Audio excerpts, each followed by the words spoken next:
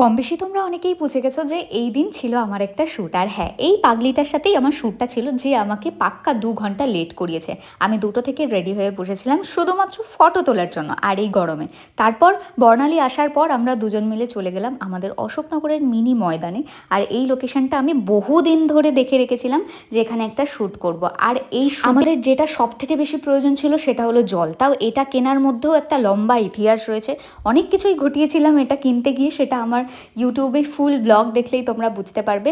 কিছুটা শ্যুট করার পর টায়ার্ড হয়ে গিয়ে দুজনে বসে পড়েছিলাম, ভীষণ পরিমাণে বাওয়াল দিয়েছি। তারপর আমরা চলে গেলাম ডিরেক্ট মিউজিংয়ে, কারণ এখানকার বেশ অ্যাটমসফিয়ারটা আমার বেশ ভালো লাগে। তো দুজনের চেয়ার্স বলে দুজনে দুটো চা নিয়ে বসে পড়লাম, কিছুক্ষণ আড্ডা দিলাম। তারপর আমার ভীষণ ঠান্ডা খেতে ইচ্ছা করছিল, ভীষণ গরম লাগছিল, তো আমি মকটেলটা অর্ডার করেছিলাম। আর এটারও কিছু ক্লিপস আমরা নিয়েছিলাম, বাট সেটা তোমরা পরে দেখতে পাবে। যাই হোক, তারপর ওর যে বেবিটা ছিল সেটাকে একটু গোছাচ্ছিল। হ্যাঁ, ওর ক্যামেরাটা ওর বেবি, সো সেটাই আমি বলছিলাম। তো খুব তাড়াতাড়ি সব ফটোসগুলো আসছে, চলো দেখাবো নেক্সট ভিডিওতে। বাই।